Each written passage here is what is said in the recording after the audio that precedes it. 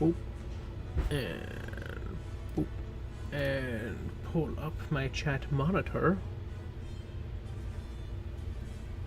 Here it is. Oops, gotta set my volume. I was just watching something on my phone, so my volume was not at an adequate point. Okay. Cool. Hello. Welcome back to more Overwatch. I'm probably doing more Stadium today. I am nearly done with this season.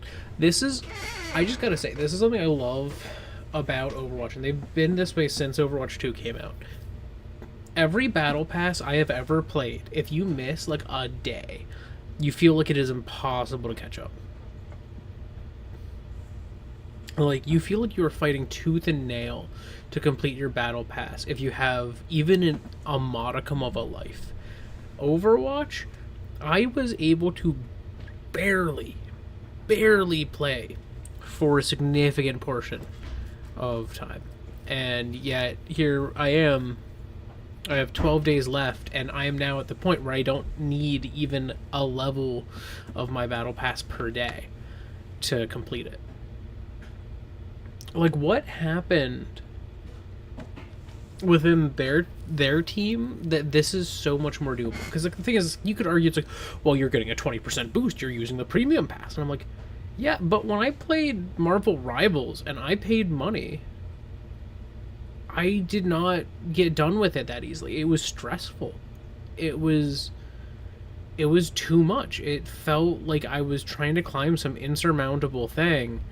But this is fine. Like, this is perfect. It doesn't give me that issue at all. I had a very busy start of this Overwatch season, and I went, oh man, I kind of feel like I messed up. I don't know if I have the money, or sorry, I don't know if I have the time to like complete this, and you know, I've already spent money. But yeah, here I am, and it's not a problem. As much as it scared me initially, it's not a big problem. And I just gotta say, I gotta commend Blizzard for making their battle pass manageable, for making it not a stressor on my life that I have this battle pass to complete. I'm gonna go Soldier. I've been doing a lot of Soldier on this lately. He's probably my more reliable DPS option. Yeah.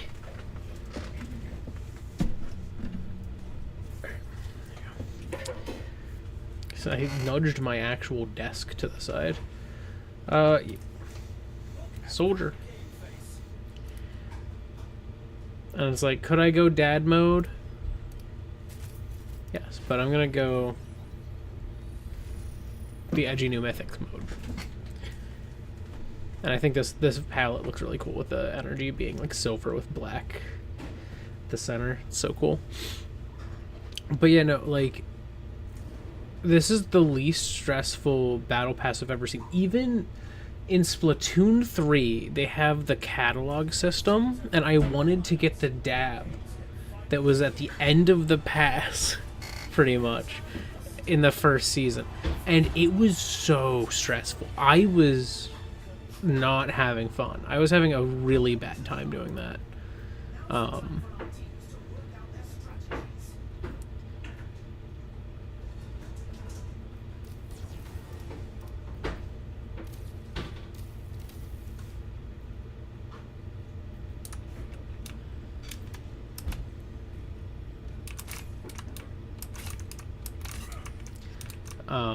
But yeah, no, it was a really bad time.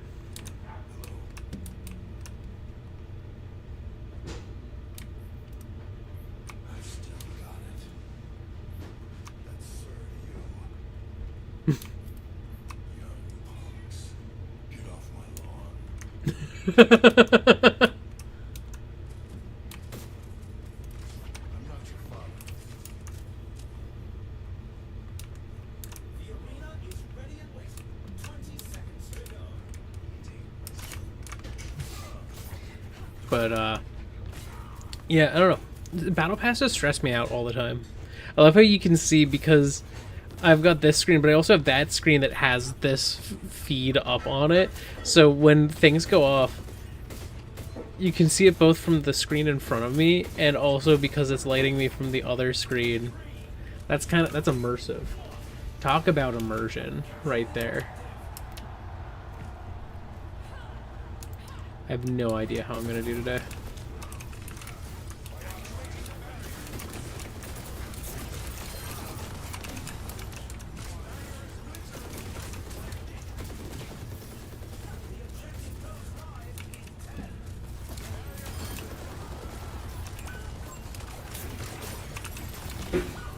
No! They killed me.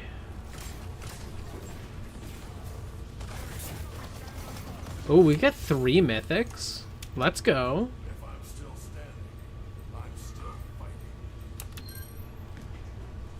Oh, nice. They killed the Rhine.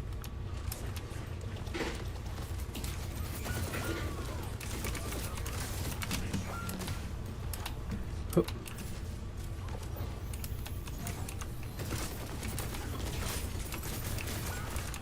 Dang it. I was hoping they wouldn't continue to pursue me, but they did.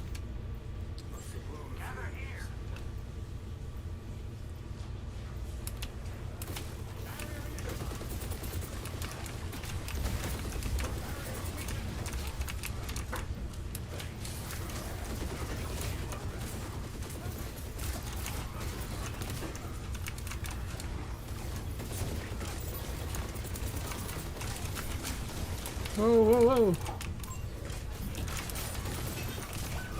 No.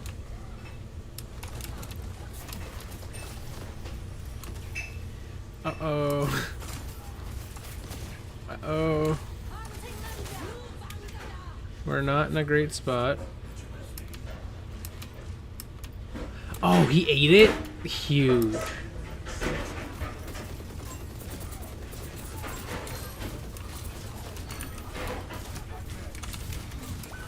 No.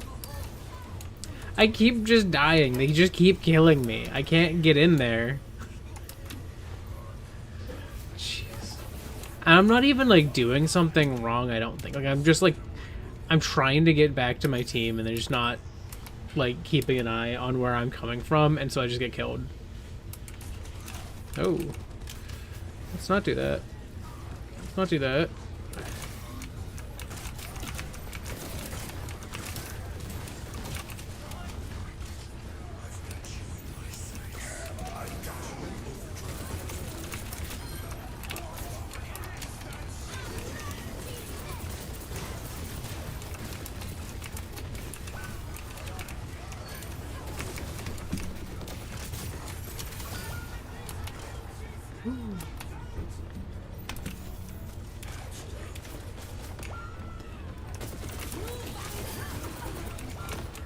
Dang it. The Moira killed me.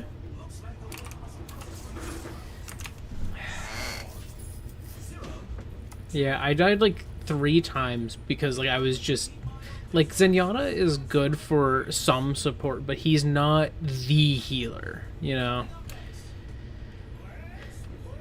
And you can see that. Like, he's doing a decent amount of damage and healing. And our Moira did do... Yeah, okay. Our Moira is, like, calling himself out. So I think at least there's some awareness of... our Moira is probably the one who would be most equipped to be helpful in all this.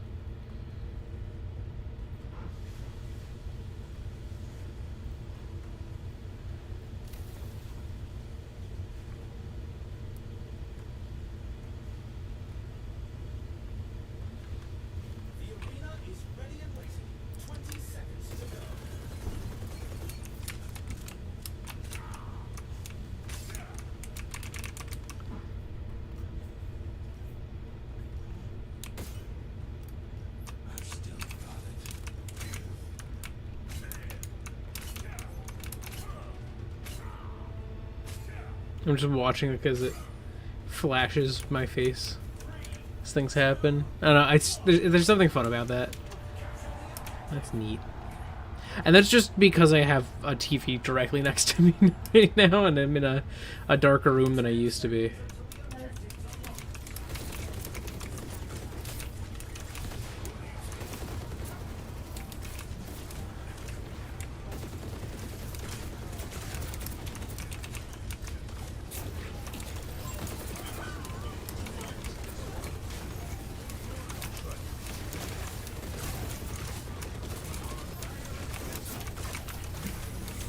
No!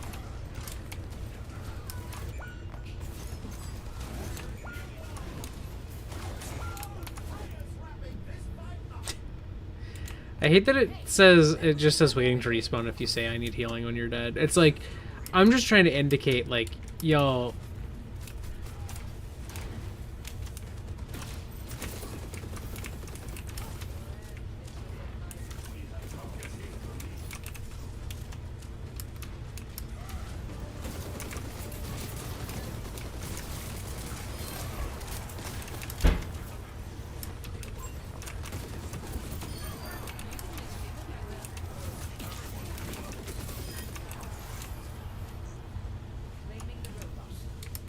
I love how someone's like, oh, you could not stand there. I'm like, yeah, I could not stand there, but also, you could, I don't know, heal people? You had 97 healing when I died.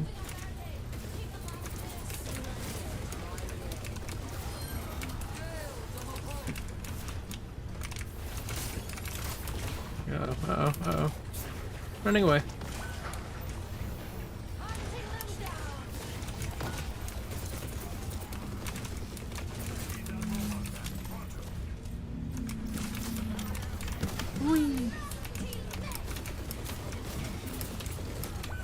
Hang it.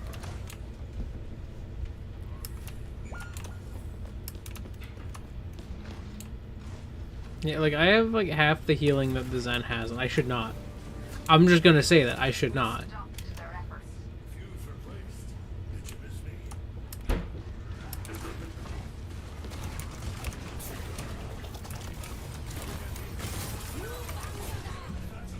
Like, I don't even, like...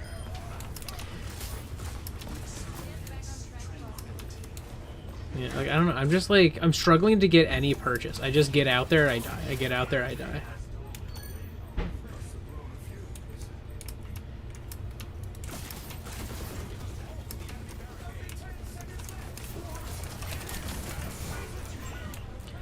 It's like, I'm getting, like, just hit by everyone every time I show up.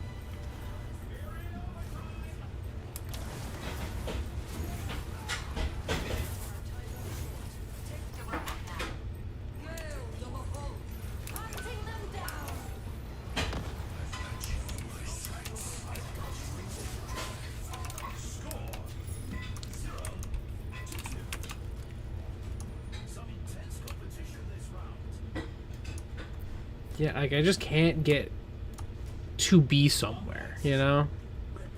I'm just struggling to exist on the battlefield right now. Okay.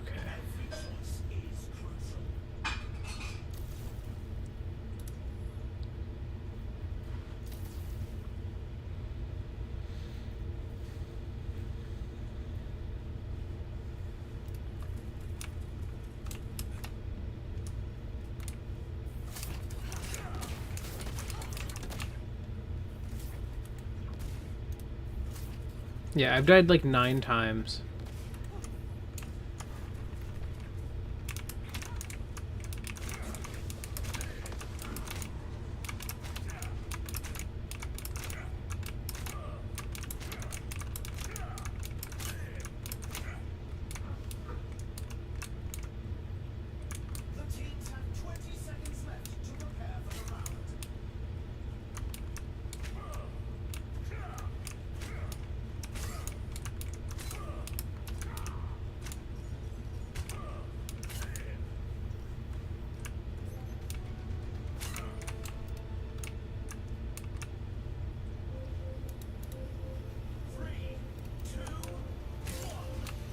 Oh my god. Our Zen is so tilted.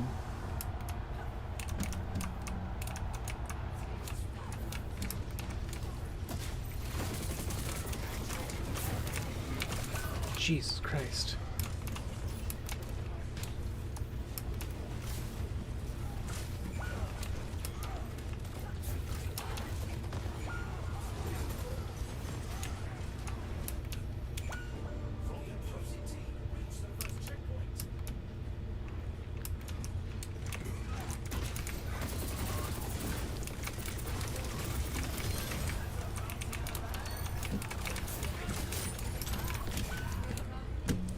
Every time, their Freya is just a menace.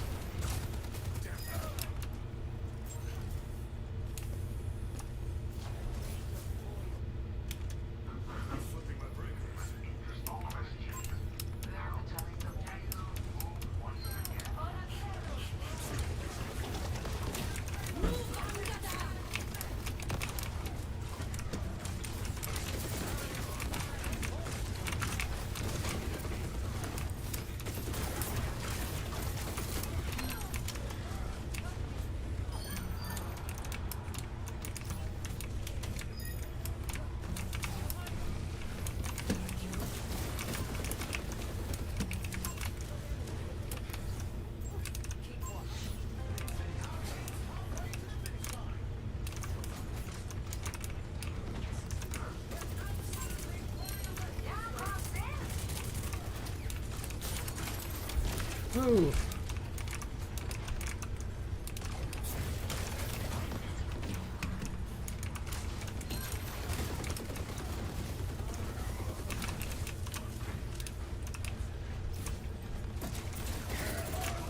Uh-oh.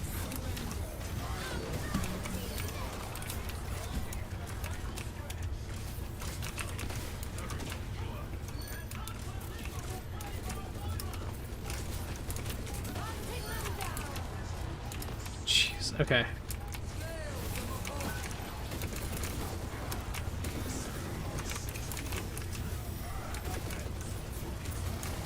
Oh. Hi, Ryan. I genuinely could not tell where he was coming from.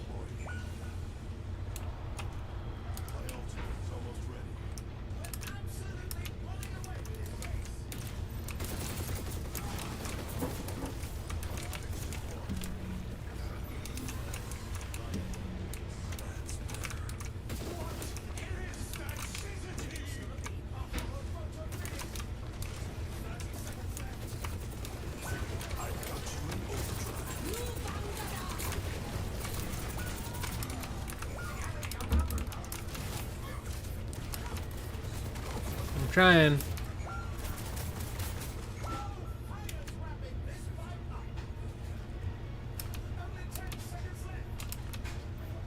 What are you talking about, dude?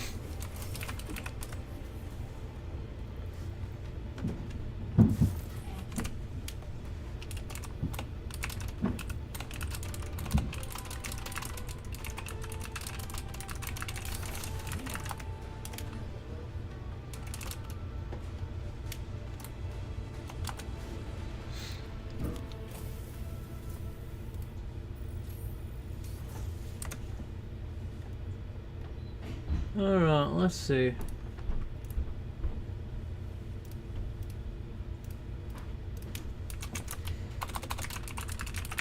Rude tilted. Odd me. Clueless.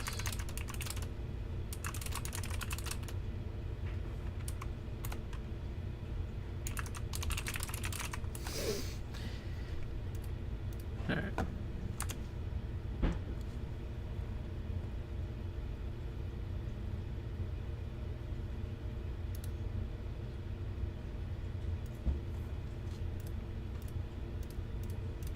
Joined.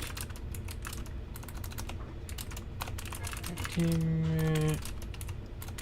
On getting. Cool. I'll call that a day on those folks. Alright, requeue. Yeah, because like the issue I was running into is their Freya was just on me. Like I would pop out and I would have the Freya coming at me in one way. I would have the Moira on me. I would have... Like, I was just getting jumped that entire game. And it's like, I'm not the best soldier, but it wasn't entirely my inability to have, like, an understanding of what was happening in the game. Like, when the Freya would get me, her Bola would be behind me, and I would be looking up at her. So there's not really a huge indicator other than I'm taking a little bit of damage, and I could be taking a little bit of damage from anywhere. The Zen was like so certain. He's like, I was with you a lot of those times that you were dying. I'm like, you weren't healing me. You were there maybe, but you weren't doing anything. Like, I had multiple rounds where my healing was like half of our Zen's healing. And I'm like, I'm a soldier. I should not have more healing than a support. And I'm not, or I should not have even close to half the healing of one of the supports.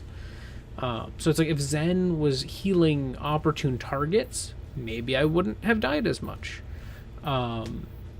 If Sigma was actually with the team, again, like maybe I wouldn't have died as much. Sigma's an anchor. But often I was struggling to get with the team. There was no attention put on making sure our team was grouped, and so we were able to get flanked and, you know, just attacked from behind a lot, and that is not ideal.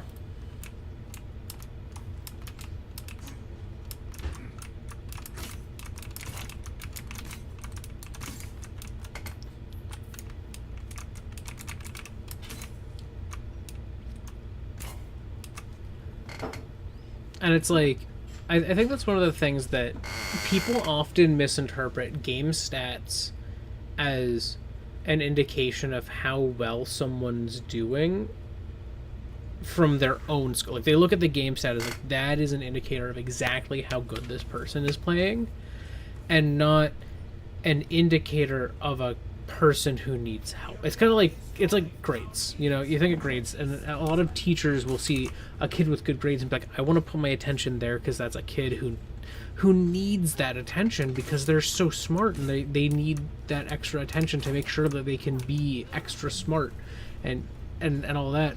But it's like, really, it should be like the kid with the low grades is probably the one that you need to be helping. You know? That's something that I sometimes run into, and it's a difficult balance to strike, because there are times when if you are stuck and you are healing the worst person on the team that is just absolutely abysmal, they're doing nothing good. Oh god, it's a Zarya.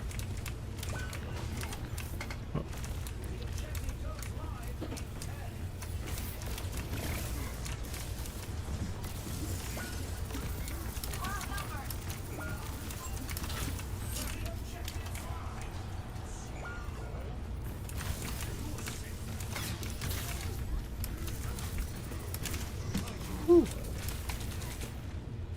Yep.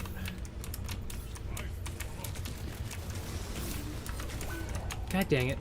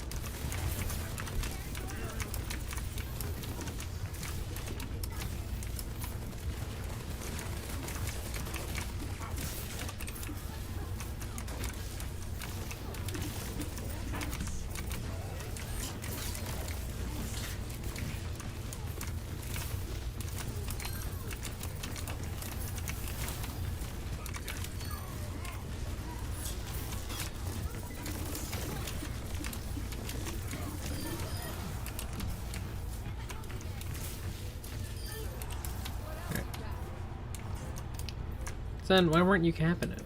Like, everyone was doing like this thing where we were all really far forward, kind of pushing the enemies back, and Zen was all the way back, sitting in our spawn.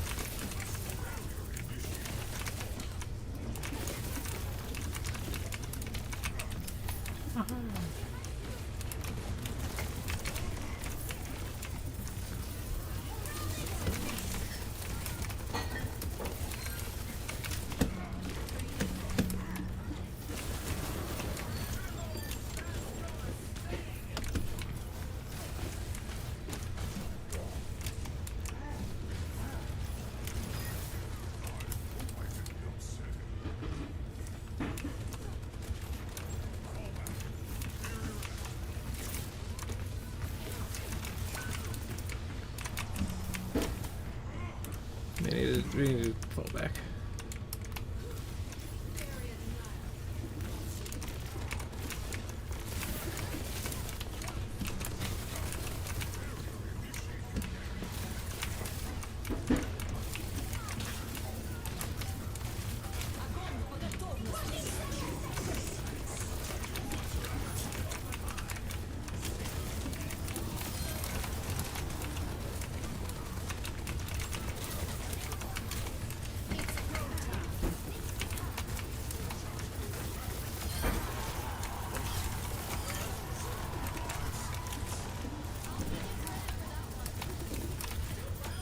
Gotcha. Alright. Oh, that was clean. At least that finish was clean. It started not so clean, but we finished very clean. Our Zen seems to turn it around a bit. Yeah, decent heals. They picked up a lot of heals there. Sojourn's first game of Sojourn. They're not doing terrible.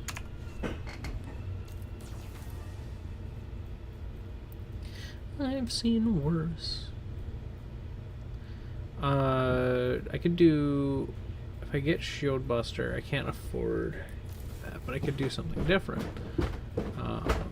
Technically, it's just good to have once I do have that. Wait, maybe I do... Okay. Let's go to Weapon Grease, do Aftermarket Firing Pen.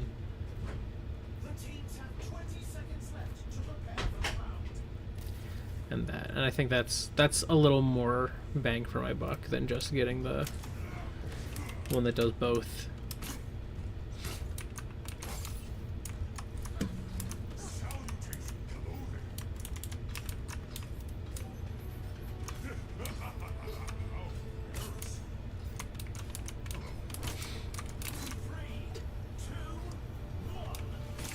All right. Wahoo!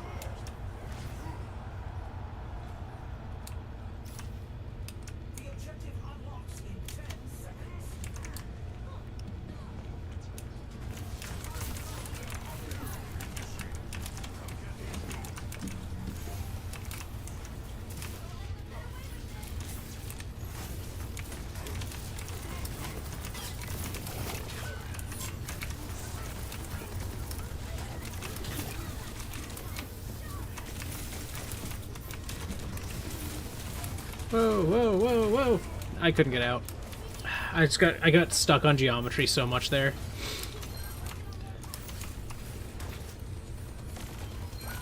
Nice. Good one, soldier. It would have been nice if you could have taken them out before they rezzed, but it's still... I like the punish for the res, though. Regardless.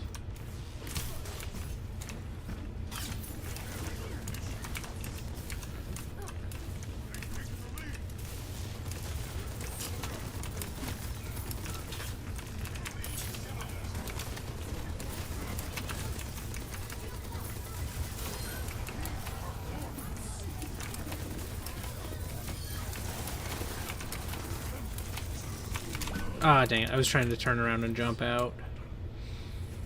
I got a little overzealous there.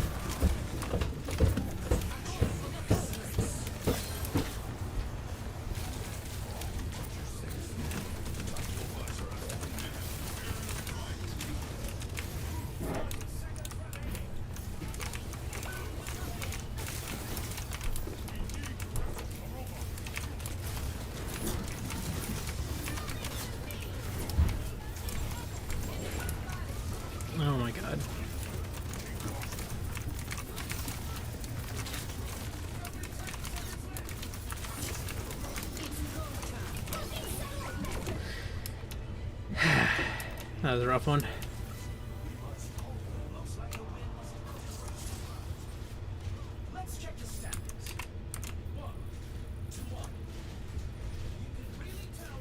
That was a rougher one.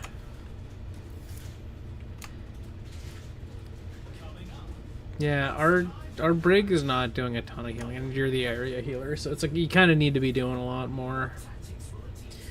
But it's also hard to play Brig against Zarya, so it's like I can't blame her, because like Zarya, because Brig hits a slight area, and Zarya obviously benefits from unfocused fire more than most characters do.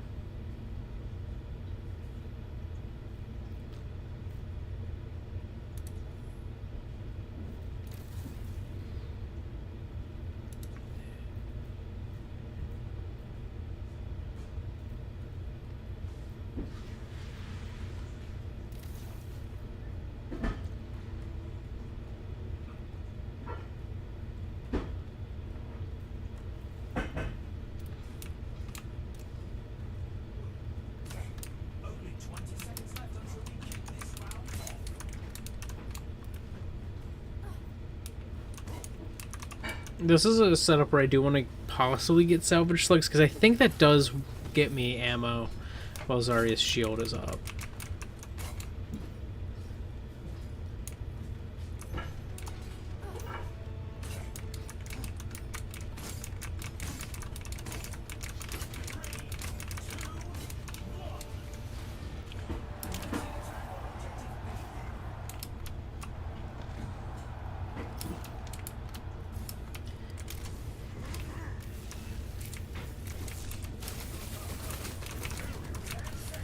Oh, damn.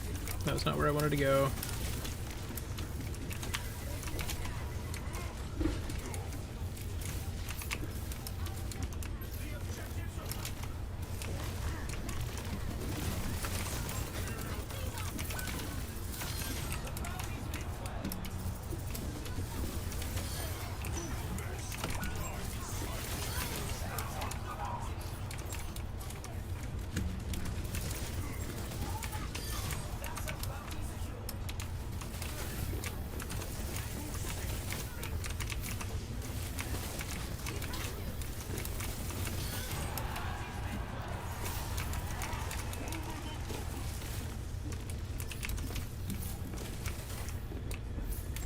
Hello? The point.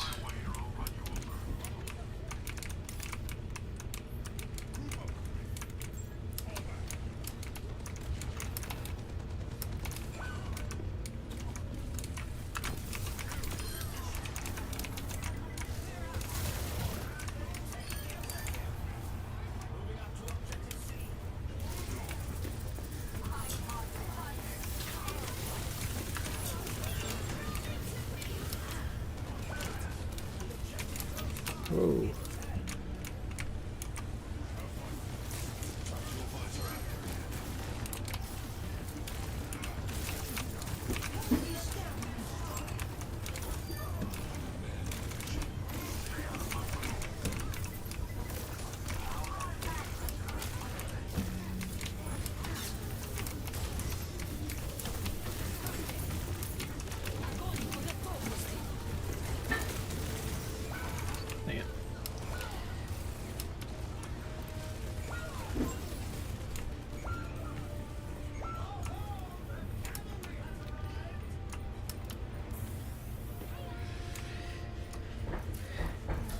Okay. We regroup on this point.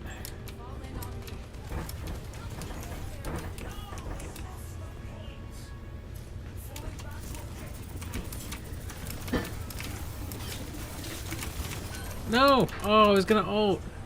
I was gonna ult. I gotta kill at least one of their supports.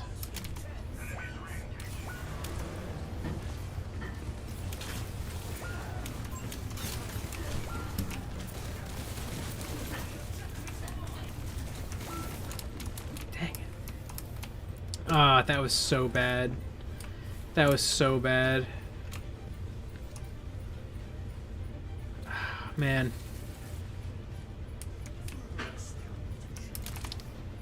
I don't think we have anyone who can get to the point. No. Yeah, we needed to be grouped tighter than we were. People started getting picked off, and then we just died. And I died when I was gonna try to ult. They did damage faster than I was expecting, so. Oof. Okay.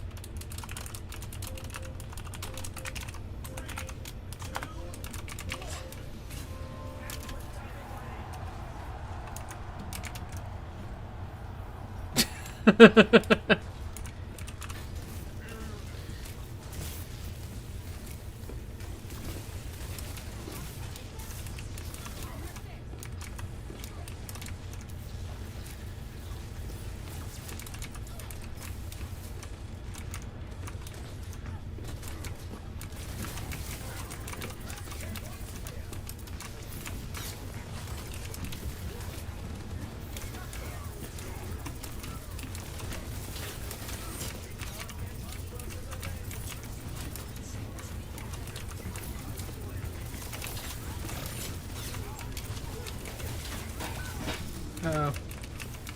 Hee. Nope.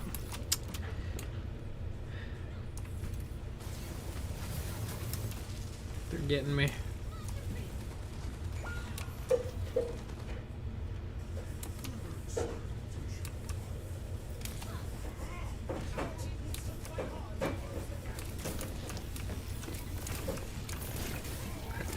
Messed that fuck up.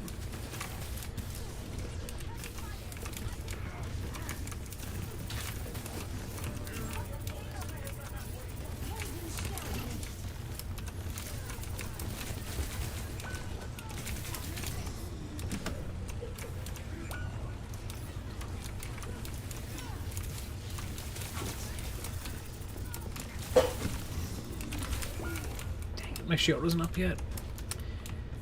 That's annoying.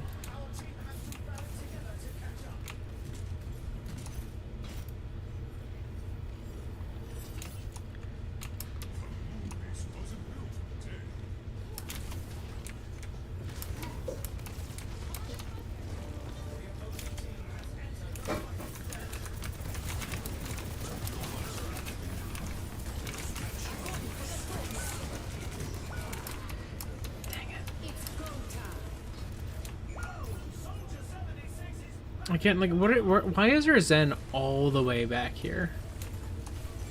I feel like Zens always have, like, the craziest positions. But our Brig really has done nothing this round. Barely any damage, barely any heals, because you kind of got to do both. One begets the other.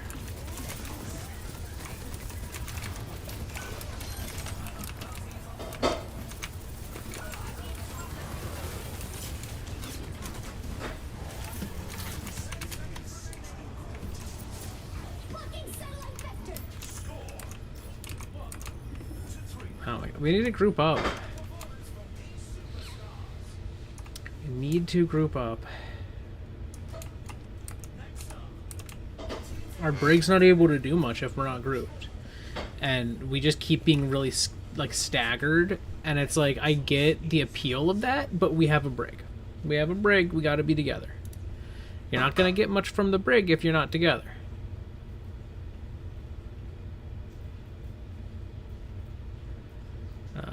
Let me keep it.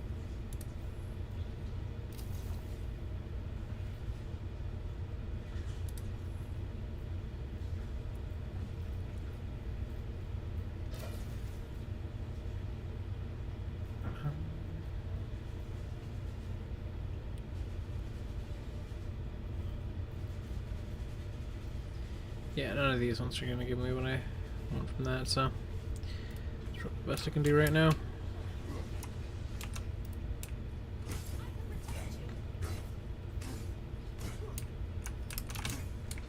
At least now I can continue firing through Zarya's shields.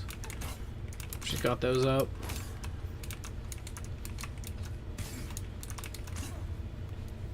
Yeah, I'm currently doing pretty good. At least relative to the rest of my team.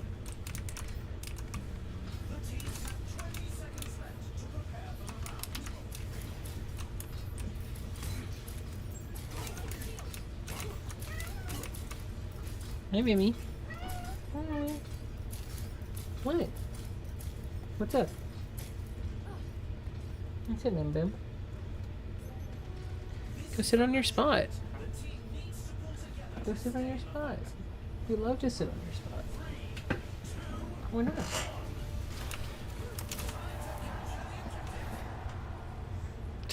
He's like, but I want to be here. This is the spot.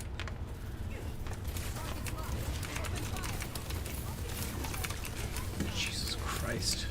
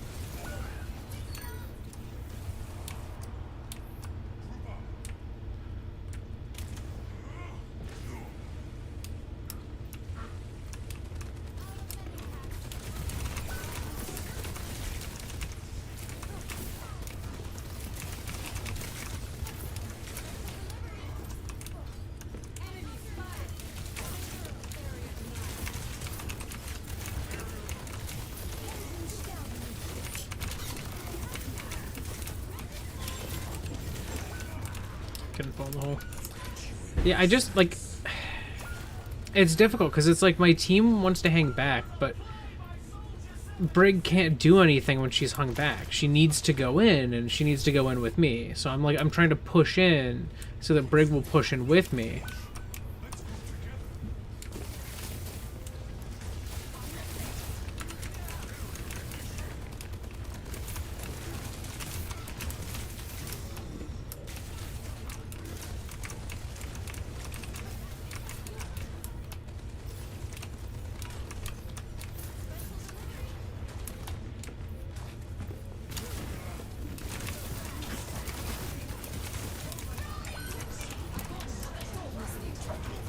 A little too late, Zen.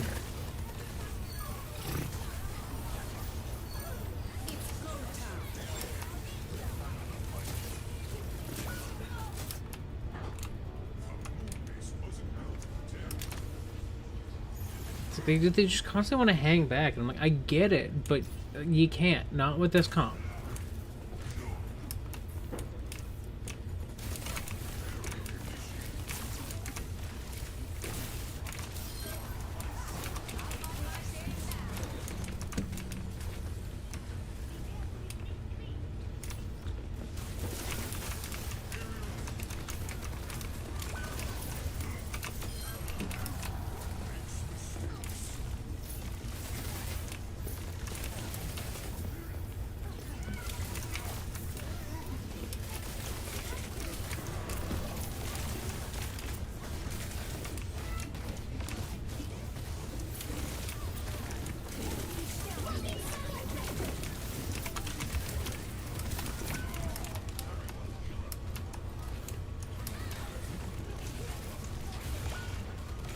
Oh my god.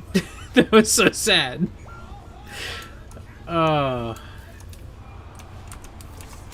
There it is. That was so sad. The sliding into the lava. Jeez.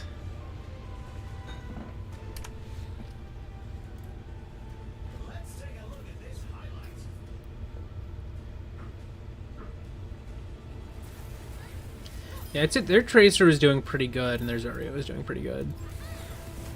Zarya is genuinely such a hard one when you're playing as Winston in this, but Winston counters everyone else, including Winston. So it's like, it's safe to play Zarya if you know how to play her. But it's safe to play Winston basically whenever. Unless they pick Zarya. At which point, Winston was a bad choice. But Zarya, I feel, struggles against most of the other characters. So...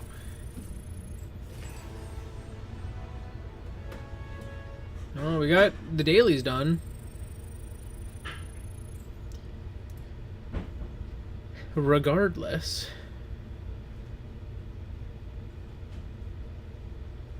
So I think I'm going to transition to quick play. It's funny, I've been winning ones that aren't on stream. It's the minute I decide to stream it that the game's like, you will do poorly. Your enemies will kill you. And then I'm playing on my own and it's like, yeah, here's a 4-1 Winston game. Here's a 4-2 soldier game. Like,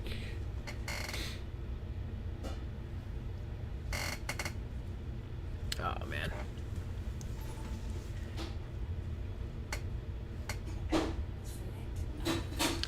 Select a map. The map I shall select is Colosseum. I don't know where Finn's disappeared to. He's somewhere. I don't know if he's still down here. He might have gone upstairs.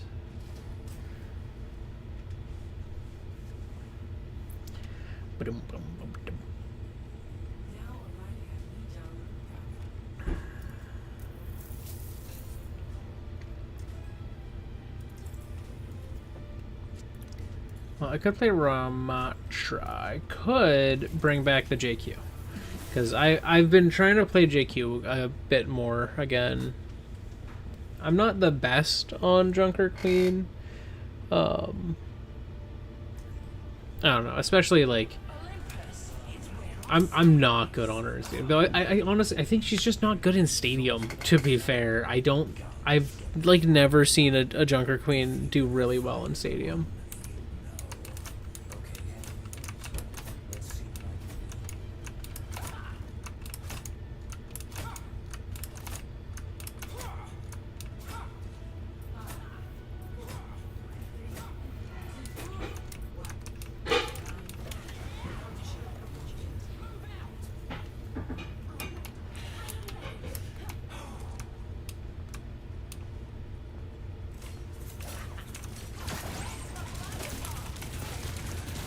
Oh, dang it. I just got stuck out. And I don't know where my support's going. I swear, everyone goes up when they're in this one, and I'm like, I don't like going up on this map. It's just not, it's not my preferred path. I prefer this path because it's got cover.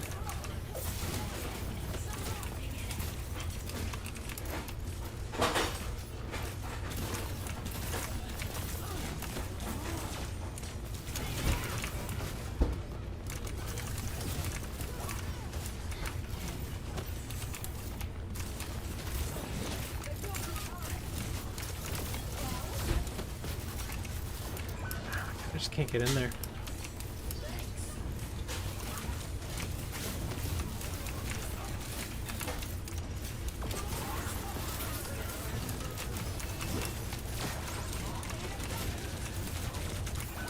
Yeah. Be nice if I had my team with me, but my team is never with me.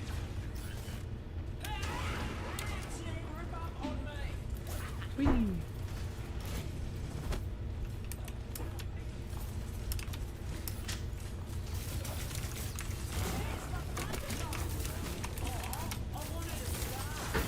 Yeah, it's like I need my team with me because I need to go in, but my team does not want to go in.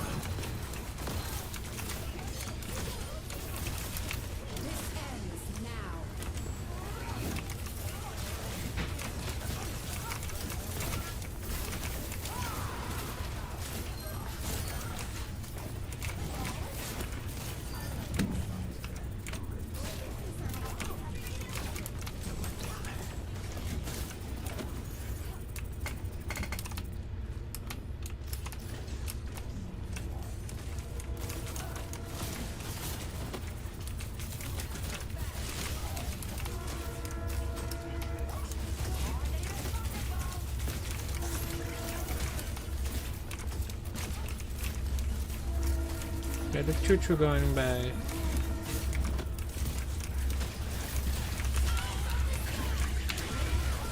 Uh-oh. I took kind of like the worst possible path there. Uh-oh, uh-oh, uh-oh. I didn't realize I got too close to that. Got one. The ult did something. He is dead. Uh-oh, they recapped it.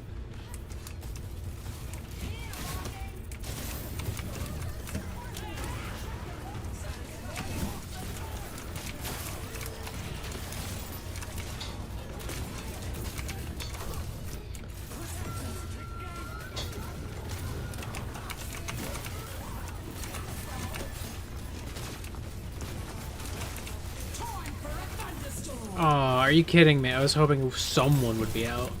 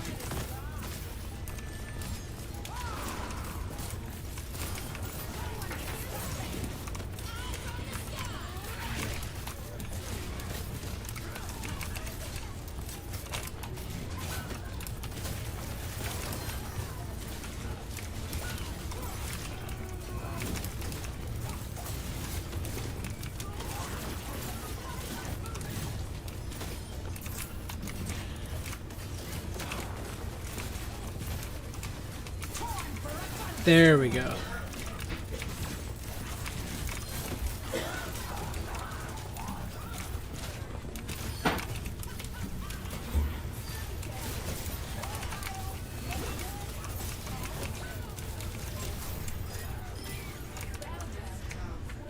Oh, man.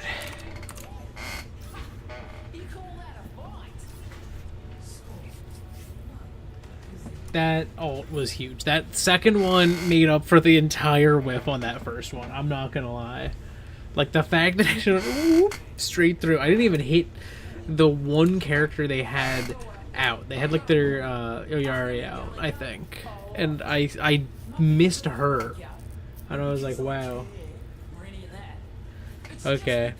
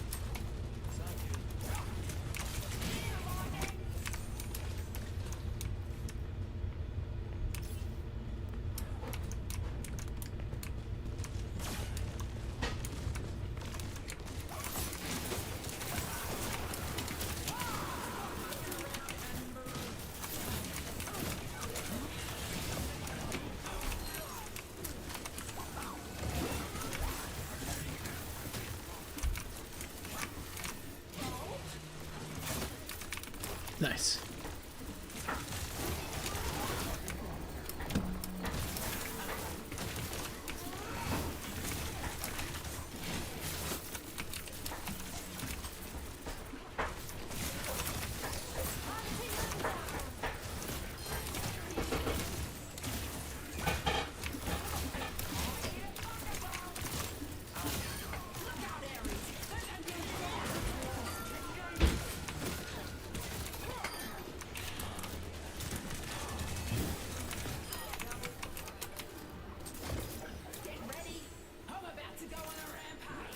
Oh my god, did two of them leave? No, just one left.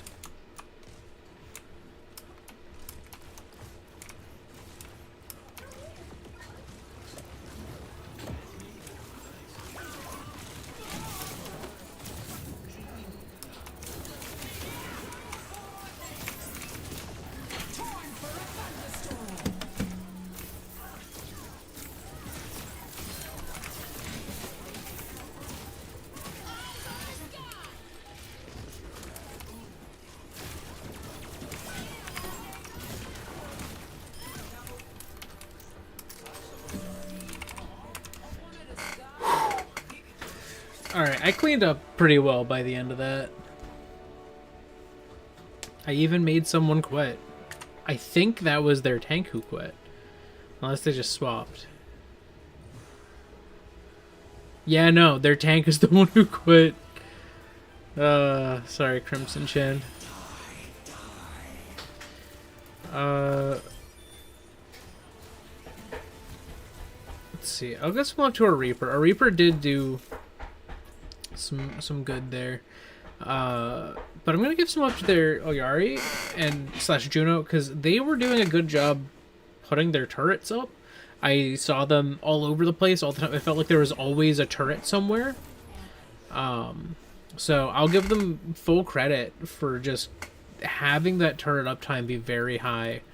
Because like I shot it a few times, but they just almost always, it just felt like I would turn a corner and I'd see a turret and I'd be like, you still have a turret up. I thought we just broke your turret. And no, we had not. I'm gonna do at least one more to get my branching out.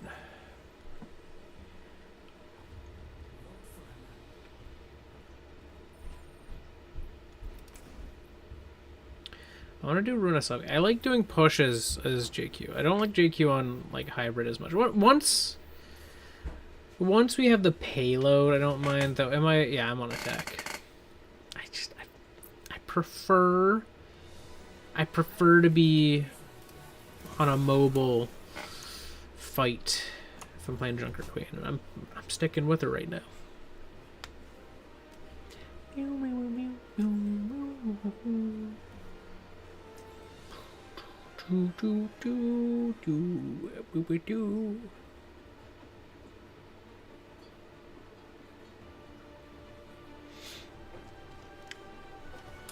Olympus is where I say it is. Boop. I thought my time in the field was done. But I guess you can't predict everything.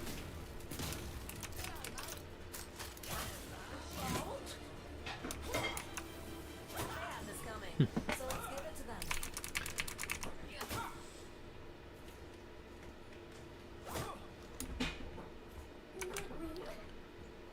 I should have had a wetsuit.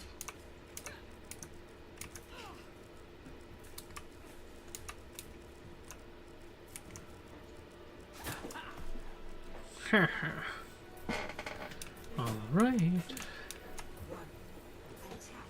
Let's go.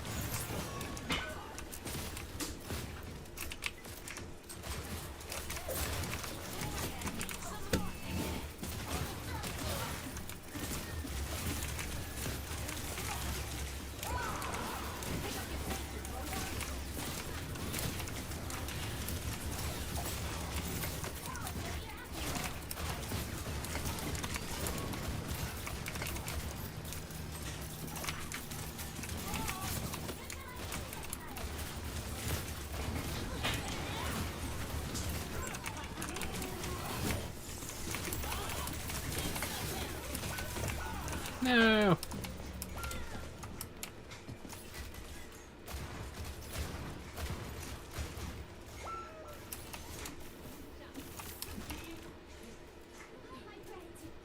Yeah, Junk, you were kind of dead no matter what there. You might as well have just died sooner.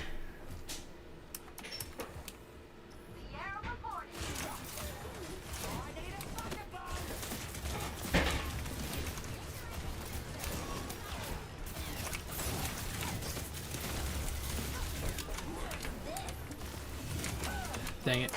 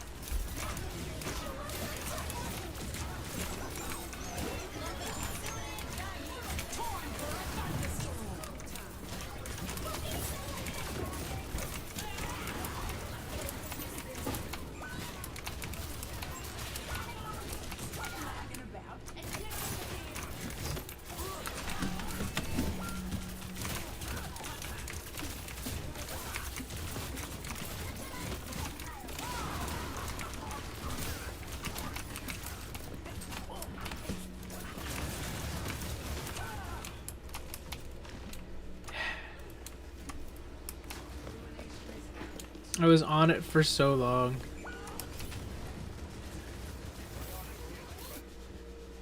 That's no way to treat your queen.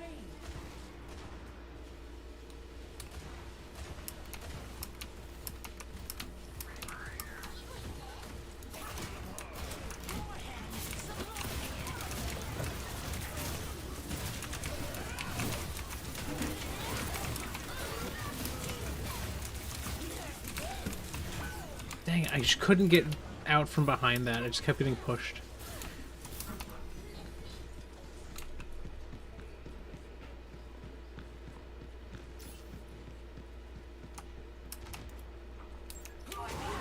Somebody wants the death grip up on me.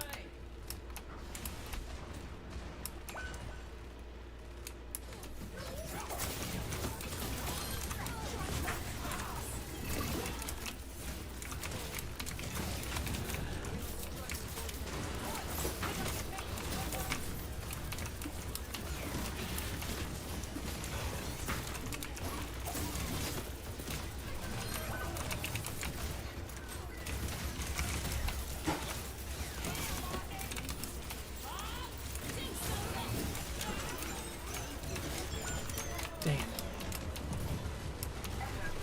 Yeah, it's gonna be the game.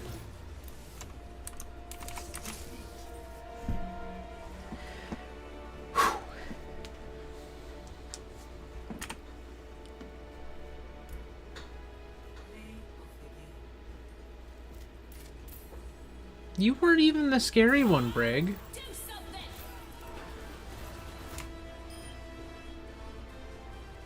Yeah, you did like so little.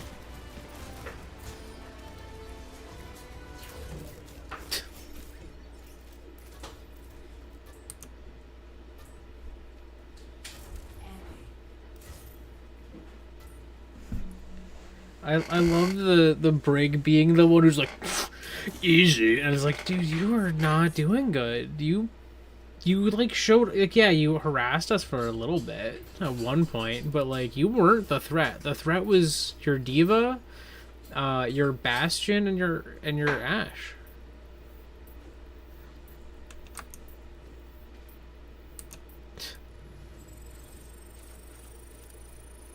Oh, look at that. I didn't think that would be enough to get the full weeklies. So, look. I started today at almost up to level 70, and I end today at 74. From getting a weekly. And the fact that your weeklies are there permanently, like once it's been that week, your weeklies just stack and stack and stack and stack, and you can just come back whenever and plow through them, and you get a lot of like levels quickly.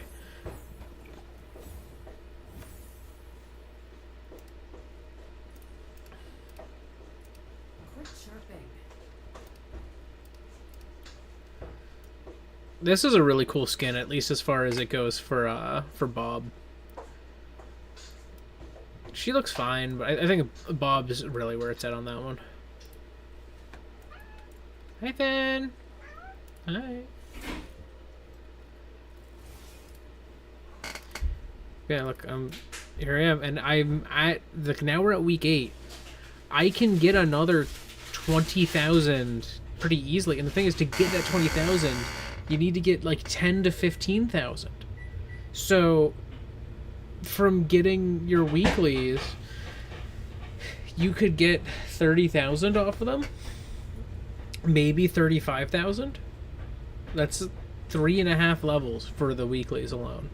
Your dailies give you 3,000 each, so almost 1 full level. If you get all 3 of your dailies in one match, you are guaranteed, pretty much, off that one match, to have gotten 1 level on your battle pass. And then once you get a 1 weekly, you're guaranteed, at least, not counting the normal match yields, you're guaranteed like 3-4 levels off that, depending on, you know, how the standard match experience goes. And the standard match experience is like 1 to 2K usually. So it's like, you just get so much. And it never feels oppressive or difficult to level up. And I say this constantly about this game, but it's really true. Overwatch has one of the best battle pass systems. Of any game with a battle pass system, this is one of the best. I think the next best is the one in Pokemon Champions, where you can get basically a level per win. Like a level per match is pretty common for a lot of the game. So, you know, you can climb that pretty quick in Champions. Yeah, no, it's great. But I'm thinking I'm not going to be doing too much more here, so I'm just going to kind of ramble a little bit. So, one, I watched the pilot episode of Game Over, so I thought it was pretty good. It's not like something that I'm like, you know, this is one of the best things I've ever seen, but it's fine. I'd say it's pretty good. I'm curious to see where it goes. I think it's very clear that it has a sense of direction, which I feel like isn't always the case with independent animation projects. They don't always feel like they have this clear sense of direction. Not that they feel like directionless, but it feels like this show knows where it's going off rip. Like, we're at episode 1 and it knows where it's going. And I think that is really cool. And I think that's a hallmark of things that are good. You know, you watch that first episode of Avatar: The Last Airbender and you know where it's going. You know that it has more to do. You watch the first episode of The Boys and same thing. You know where it's going. You know that it has more to do. So it's like, I think that's something that, you know, one of these productions, it needs to have, is just that clear sense of, we are going somewhere. This is not just aimless. And I think Ross and Aaron and, you know, the whole team working on Game Over's really just, they have a clear sense of direction. I think that's great. I know that they've had a lot of time to think about it. Ross has been wanting to make this for over a decade. And I think it shows in that clarity. and I think that's really cool. I'm trying to think. I also, yeah, this would have been last Saturday night, so I haven't streamed since then. I watched Project Hail Mary with friends. That was really good. I would say it was on the low end of great for me. It didn't. I'm trying to think how to word it. Like I thought the movie was very good. At the same time, I don't know, it didn't like move me.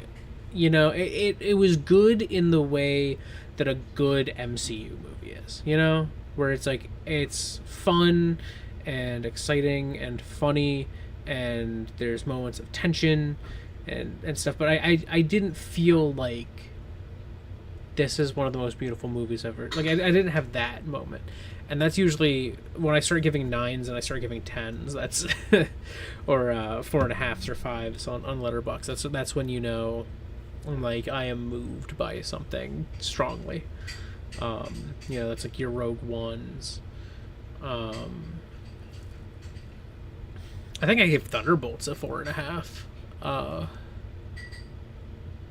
Yeah, that's how you know I'm like, this is a work of art of a movie. 7 is like a consistent, like, I liked it. It was good. It was rather good. Whereas like a 6 is like, it was pretty alright. You know, it wasn't okay. It was better than okay, but it was not quite like where I'd be like, yeah, it was good.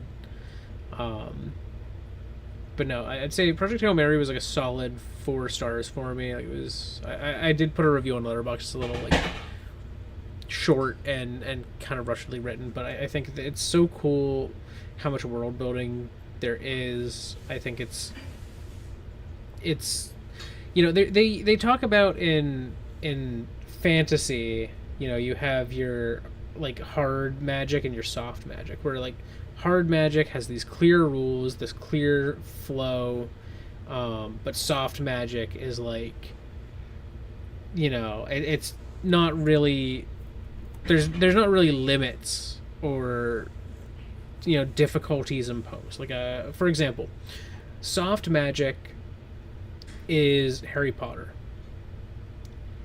There are some limits, but the magic is pretty limitless. You know, there's not, and it's not really well defined, like what you can and can't do with magic. You know, they have trains, but why? Like, you know, you've got magic, so there's no magical way to get students to and from school. Why use a train when you could have, like, I don't know, a port key?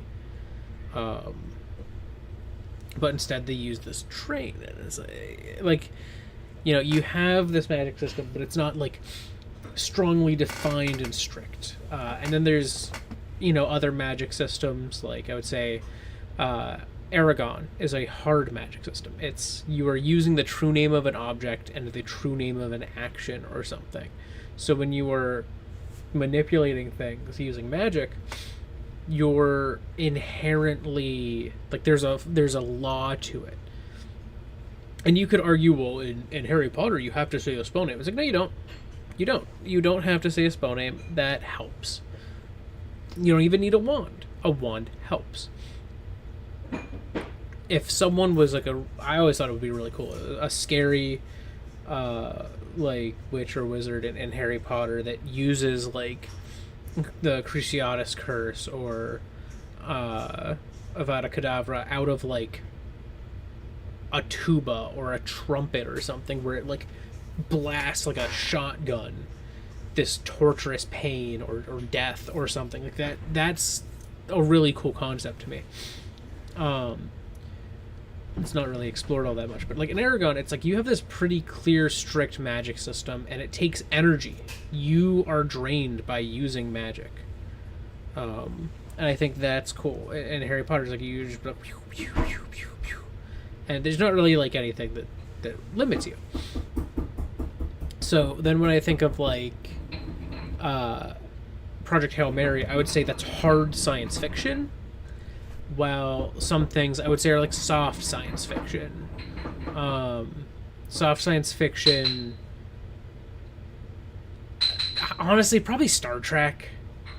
Where it's like, yeah, they thought some of it out, but a lot of it's just like, oh, you got your phasers, you got your beep boops and whatnot. Like, I don't know. I feel like maybe Star Trek's not the right example, but there's definitely cases where it's like, you have this sci-fi world, and it's just an alien. Yep, that guy that looks like a person that we put makeup on, that's an alien. Oh, we did this, this thing, we have this technology. It just works. It just works. Don't worry about it. Yeah, we got warp drives and stuff. Yeah. I'd say like even Star Wars kind of leans into soft science fiction at times. And by at times, I mean often.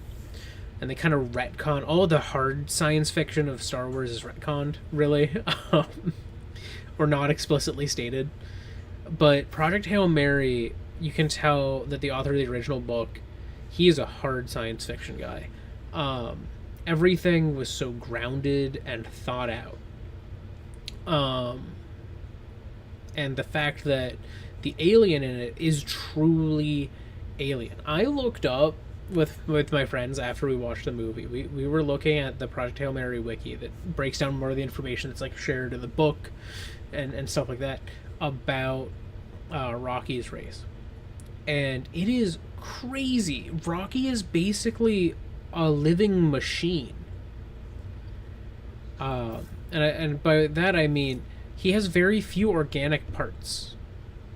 And most of those are single cellular things called worker cells. And those worker cells build his carapace and his joints and the liquid metal hydraulic systems that are his blood. He doesn't have muscles. His movement is also hydraulically controlled. So it's like he is like a bug kind of, but also kind of a machine. He's mostly inorganic. It's like if one of the ways I described it to a friend is Rocky's body is like if our whole body was our hair. And our follicles were the only like organic part of our body or something.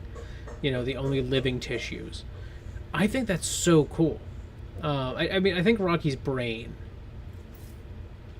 is organic tissue as well. But like internal organs within that carapace, but like most of his organic tissue is either in this one small section or is the worker cells that are all over the place. And I think that's such a cool concept. And it's so thought out. There's a clear description of like what reproduction is like for his race, where they lay eggs. And they can reproduce asexually. They are true hermaphrodites.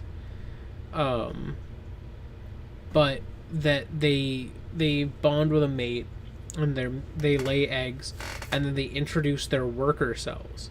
So the eggs contain all of the worker cells of both parents, like each type of worker cell that there is, and then they feed on basically the yolk, multiply, and then fight for dominance, and whichever side's worker cells win in each category is what the baby gets. And I'm like, that's such a cool concept. And then those worker cells get to work putting together everything. I think that's really cool. It's so grounded and well thought out. At the same time, I think the movie does suffer. A lot of people called it a Reddit movie. I don't think it's necessarily bad for it, but it definitely hurts its ability to be deeply moving for me, and that it is written like a Redditor wrote it. It's a little MCU-ish, where it's like everyone's cracking these quips and jokes. A lot of the lines are jokes, and it's not the end of the world, but I think that the movie could maybe have benefited by a more serious touch. And maybe that's how the original book is written, but I think when I look at what I'm looking for in a movie nowadays, it does tend to lean a lot of the times a little more serious, because I have the MCU if I want the goofy, wacky stuff. I have things like The Boys, that I've been watching. That give me that type of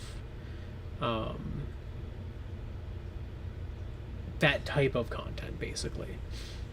So I think that there is some benefit in being able to just watch something and have it be a seriously handled thing. I mean, that was one of the things that appealed to me about Iron Lung, is that, there's moments that are a little bit jokey, but it's mostly seriously handled.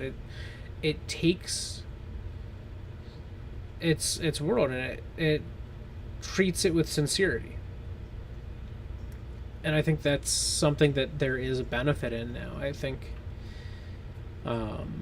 there's so many things that are kind of just satire, or kind of like taking the piss out of, the genres they are, or the inspirations they have. And I think that there's something beneficial about something being sincere. I mean, that's one of the appeals of Superman, the DCU one that James Gunn did with Corn Sweat's Superman. It handles all these goofy things, and like it does have jokes. Like it don't get me wrong. Like James Gunn worked in the MCU on the Guardians of the Galaxy movies. So like his Superman, yeah, it has jokes. It has some of that MCU writing, but it handles the material it's adapting with sincerity and adoration. And I think that that's so cool. That's so valuable nowadays in movies and in shows, is to like, not everything needs to be satirical.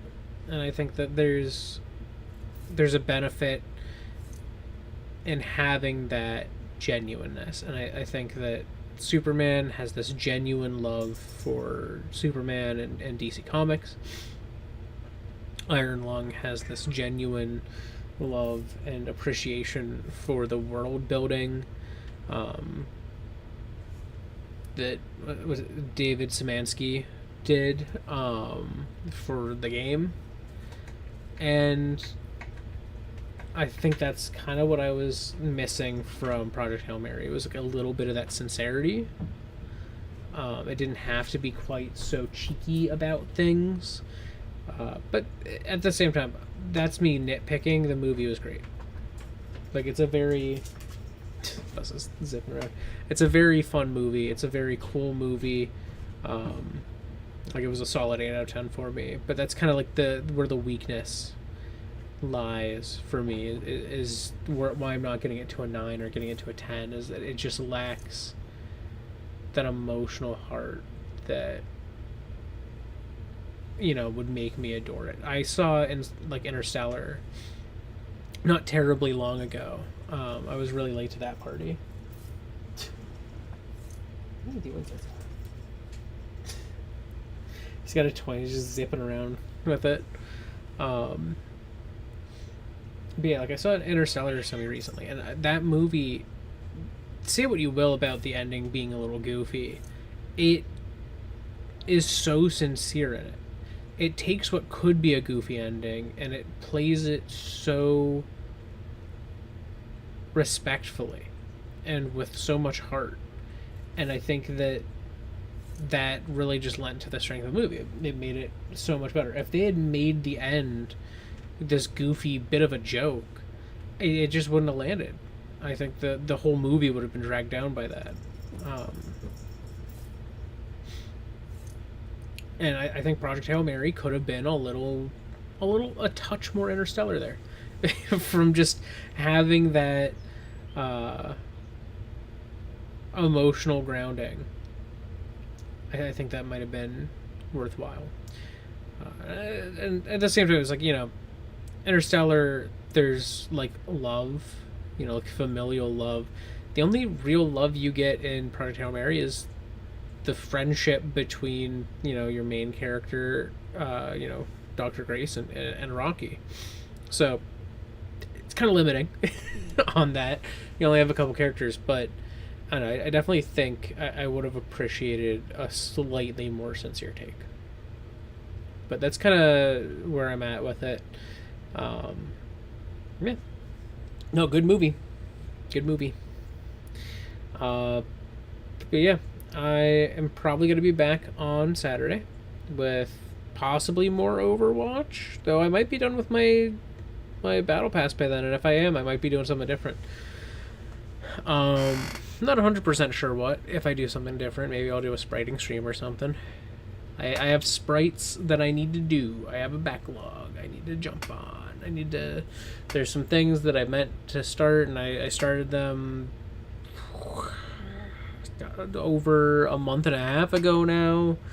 And then all this stuff happened with Winsett, so I got completely pulled away, and now I'm trying to get this done and get settled in at home. But I think it's about time I start catching up on the sprites. But yeah, supposedly next Tuesday is going to have a Nintendo Direct. I will not be, necessarily here streaming it if that's the case. I will probably be working. I probably should. But yeah, that's going to be all from me for today. So thank you so much if you joined me live or after the fact. Either way is cool with me as long as you had some fun. That said, I'm going to go do human things as humans do. And you probably should too. Thank you so much. Goodbye. I'm going to go